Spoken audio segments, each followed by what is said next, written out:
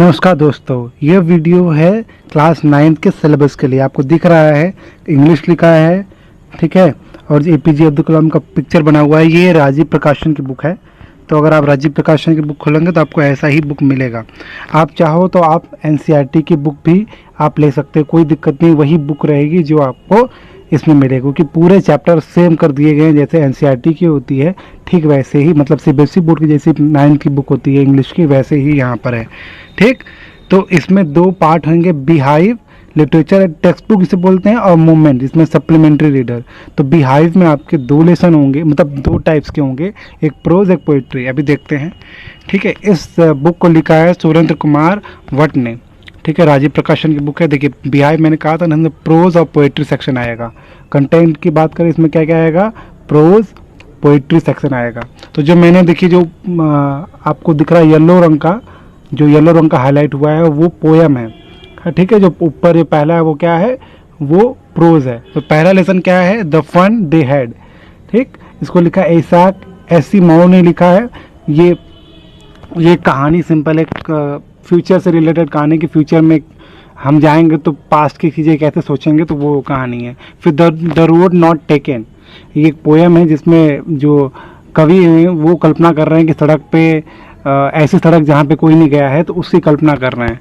ठीक, फिर इसके बाद सेकेंड लेसन जो है वो द साउंड ऑफ म्यूज़िक है। इसमें 2 पार्ट है, मतलब 2 लोगों के बारे में बताया गया है। एल्विन ग्लेनी, उनके बारे में बताया गया है, और बिस्मिल्लाह खां भारत के हैं, आपको पता ही होगा, और एल्विन ग्लेनी। तो ये द साउंड ऑफ म्यूज़िक के 2 लेसन अलग अलग हैं। तो एल्विन ग्लेनी और बिस्मिल्लाह खां, ये 2 अलग अलग लेसन आप पढ़ोगे, अलग अलग व्यक्तियों के बारे में। फिर विंड, ये पोयम है। ठीक है, सुब्रमण्यम भारती लिखा है इसको। फिर थर्ड लेसन है द लिटिल गर्ल। ठीक, इसको लिखा है कैथरीन मैंसफील्ड ने लिखा है। ये भी एक बहुत अच्छा स्टोरी है। फिर रेन ऑन द रूफ, छत पर बारिश कैसे मतलब होती है तो क्या एक्सपीरियंस होता है, वो लिखा है कोएट्स किने ने लिखा है। इसको किने पढ़ते हैं तो वो एक काइने बोलते हैं। ठीक, फिर फोर्थ लेसन है अ ट्रूली ब्यूटीफुल माइंड। फिर उसके बाद उसमें पोयम भी है the lake acyl of Innisfree. फिर से पढ़ रहा हूँ मैं, the lake acyl of Innisfree. इसको लिखा है विलियम बटलर येस्ट ने लिखा है। 5वां लेसन जो है the snake and the mirror, इसको लिखा है वाइकोम मोहम्मद बशीर ने लिखा है। और इसका पोयम जो है उसको लिखा है फ्योबी कैरी, और पोयम का नाम क्या है, a legend of the Northland. ठीक, उसके बाद जो नेक्स्ट लेसन है वो है माई चाइल्डहुड। इसको लिखा है एपीजे अब्दुल कलाम। तो ये बहुत अच्छी स्टोरी हो सकती है, आप जानते ही हो वो कौन थे। फिर लिखा है नो मैन आर फॉरेन, है ना, इसको जेम्स किरकप ने लिखा है। फिर पैकिंग है, ये बहुत थोड़ा लंबा स्टोरी है पैकिंग। इसको लिखा है जर्मन ने, देख रहे हैं जर्मन की जर्मन लिखा है। फिर पोयम है इसका the duck and the kangaroo, इसको लिखा है एडवर्ड लियर ने लिखा है। ये भी एक पोयम है। रीच फॉर द टॉप, इसमें 2 स्टोरी, मतलब टॉप पे कैसे पहुंचते हैं उसकी कहानी है। तो एक संतोष यादव के नाम पे, एक मारिया सरापोवा और संतोष यादव के बारे में अगर आपको नहीं पता है तो प्लीज़ नेट पे जाकर जरूर सर्च करें, उनके बारे में आपको थोड़ा डिटेल पता चल जाएगा। ऑन किलिंग अ ट्री, इसको लिखा है ग्रीफ पटेल ने लिखा है। फिर 9th लेसन है द बाउंड ऑफ लव, इसको केनेथ एडरसन ने लिखा है। और उसके बाद द स्नेक ड्राइंग, इसको लिखा है WWE रोज। इसका फुल फॉर्म हम देखेंगे जब हम पोयम पढ़ेंगे तब। याद रखिएगा, मैं सब पोयम और सब चैप्टर बताने की कोशिश करूँगा। अगर आप से मैं रिक्वेस्ट कर रहा हूँ कि क्या आप चाहते हो कि मैं राजीव प्रकाशन वाली बुक से पढ़ाऊँ या एनसीईआरटी वाली बुक से, क्योंकि सब सेम है, बस आपको जो पन्ना है, पन्ने की क्वालिटी थोड़ी अलग पड़ जाएगी, अदरवाइज सब सेम मिलेगा आपको। ठीक है, और इसमें क्या है, इस राजीव प्रकाशन में एक क्वालिटी अच्छी थोड़ी दे दी गई है कि हर एक पैराग्राफ का मीनिंग दे दिया गया है हिंदी में। ठीक, तो कुछ हद तक अच्छा है लेकिन ख़राब भी है, क्योंकि अगर आप मीनिंग पढ़ने लगोगे तो आप जो एग्जैक्ट इंग्लिश वर्ड है वो सब नहीं पढ़ोगे, आप सिर्फ हिंदी पढ़ के निकल जाओगे। तो नुकसान भी है और फ़ायदा भी है। ठीक है, तो आपका मन, आपको जो पसंद करें मुझे कमेंट बॉक्स में बताइए, क्योंकि मैं वीडियो जल्द ही आपको बनाकर दे दूंगा। फिर लिखा है काठमांडू, ये 10वां लेसन है, 10वां प्रोज लेसन बोल सकते हैं, विक्रम सेठ ने लिखा है। और उसी का मतलब उसी पार्ट में पोयम आता है a slumber did my spirit seal. ठीक है, ये विलियम वर्ड्सवर्थ ने लिखा है, बहुत ही फेमस पोएट थे ये। तो ये सब पोयम थे, 10 पोयम और 11 प्रोस थे, मतलब 11 प्रोस के लेसन होंगे इसमें बीहाइव में, और 10 poem. If I were you, ये कल्पना है कि अगर मैं आप होता तो क्या होता। डॉगलस जेम्स ने इसको लिखा है। ये बीहाइव एक बुक है, ये या एक पार्ट बोल सकते हो आप। जैसे हम प्रोस पोइट्री पढ़ते हैं फिर सप्लीमेंट्री पढ़ते हैं अलग से ना, तो सप्लीमेंट्री अलग है। सप्लीमेंट्री को कहा गया है मूवमेंट नाम दिया गया है। इसमें भी आपको जो मिलेंगे वो अप्रॉक्स 10 लेसन मिलेंगे, देख लीजिए, है ना। तो पहला जो लेसन है द लॉस्ट चाइल्ड है, मुल्क राज आनंद ने लिखा है इसको। द एडवेंचर ऑफ टोटो, इसको रस्किन बॉन्ड ने लिखा है ना, मिस्टर बॉन्ड ने नहीं, रस्किन बॉन्ड ने। फिर होता है Eswaran the storyteller, R K Laxman बहुत फेमस राइटर थे। उनकी हम दूरदर्शन जो टीवी चैनल आता है ना, उस पर भी इनका शो आता था, आर के लक्ष्मण का। फिर इन द किंगडम ऑफ फूल्स, इसको ये लिया गया है कन्नड़ फोक टेल मतलब होता है जो ऐसी कहानियाँ जो हम लोग हर एक गाँव में सुनते हैं, तो उसकी बुक बन जाना।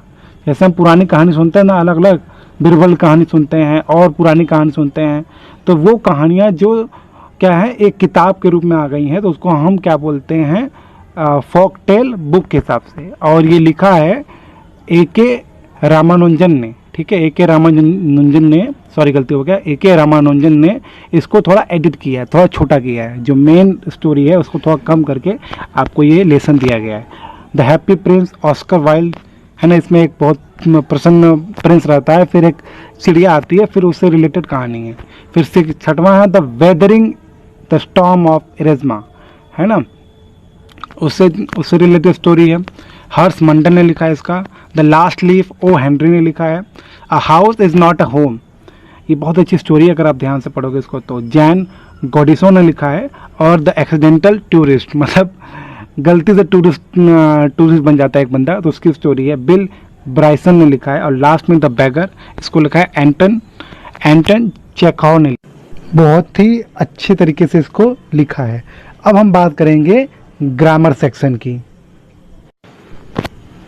तो ग्रामर की बात करें तो ग्रामर में आता है पार्ट्स ऑफ सेंटेंस, सबसे पहला पार्ट, मतलब चैप्टर एक तरीके से बोल सकते हैं, जिसमें हम बात करेंगे सेंटेंस के कितने पार्ट होते हैं और उसके बारे में बात करेंगे कि वो पार्ट कैसे कैसे और डिवाइड हो सकते हैं। फिर उसके बाद है parts of speech. Parts of speech में हम बात करेंगे दो अलग अलग तरीके के जो वर्ड होते हैं, हो सकते हैं वैरायटी ऑफ वर्ड, जैसे नाउन, प्रोनाउन, एडजेक्टिव, एडवर्ब, है ना, होते हैं ना। फिर प्रीपोजिशन, कंजंक्शन, इंटरजेक्शन, तो वो सब जो होता है वो पार्ट्स ऑफ स्पीच में आता है। तो वो सब हम पढ़ेंगे, पूरा डिटेल में पढ़ेंगे, अच्छे तरीके से पढ़ने की पूरी कोशिश करेंगे इस पार्ट में। ठीक है, समझ में आ गया। तो पहला पार्ट्स ऑफ सेंटेंस आपको पढ़ना होगा, फिर पार्ट्स ऑफ स्पीच पढ़ना होगा, जो 8 अलग अलग प्रकार के होते हैं। इसके बाद जो आता है वो आता है आर्टिकल। क्या आता है? आर्टिकल ए एंड द, मतलब डेफिनेट आर्टिकल, इनडेफिनेट आर्टिकल। मैं पूरा जैसे बुक में आपको दिया होता है एक एक पॉइंट, एक एक पेज का मैं लिंक तो नहीं दे पा रहा हूँ, पर मैं आपको पॉइंट बता दे रहा हूँ जो आएगा। ठीक है, क्योंकि ग्रामर की जो ऑफिशियल बुक है वो अभी मार्केट में नहीं आई है, तो जब मार्केट में आ जाएगी तो आपको वो पॉइंट आपके पास मिल जाएगा। ठीक है, तो आर्टिकल में जो ए एंड द वाला होता है, डेफिनेट और इनडेफिनेट, वो हम पढ़ेंगे। फिर टेंस आएगा। टेंस में आपको पढ़ना है present tense, past tense, future tense. फिर उसके रूल्स, उसके रेगुलेशंस, उसके एग्जाम्पल, उसके एक्सरसाइजेज हम सब करेंगे। ठीक है, मैं कोशिश करूँगा आपको एक्सरसाइज करवाने की भी, जो आपके पास बुक होगी उसके हिसाब से मैं एक्सरसाइज कराने की कोशिश करूँगा। तो ये tense, parts of sentence, parts of speech, article और टेंस, ये शुरू के 4 चैप्टर हैं। फिर इसके बाद जो चैप्टर है वो है लेटर और एप्लीकेशन। ठीक है, लेटर और एप्लीकेशन आपको पढ़ना होता है, इसमें से कोई एक आपको एग्ज़ाम में लिखना होता है। अच्छे तरीके से पढ़ने की पूरी कोशिश करें लेटर और एप्लीकेशन की, और मैं ये बताने की पूरी कोशिश करूँगा आपको। नया तरीका है। फिर पंचुएशन आपको पता ही होगा क्या होता है, मैं थोड़ा सा हिंट दे दे रहा हूँ। पंचुएशन क्या होता है, जिसमें हम सही तरीके से कॉमा, क्या लेटर को कैपिटल लिखना है कि नहीं लिखना है, फुल स्टॉप कहाँ लगाना है, क्वेश्चन मार्क कहाँ लगाना है, ये सब पंचुएशन होता है। इसके बाद आएगा पैसिव वॉइस। पैसिव वॉइस क्या होता है? Active passive voice. वाक्य को अलग अलग तरीके से बोलना होता है ना। मैंने तुम्हें पैसा दिया, है ना, तो इसके क्या बोल सकते हो?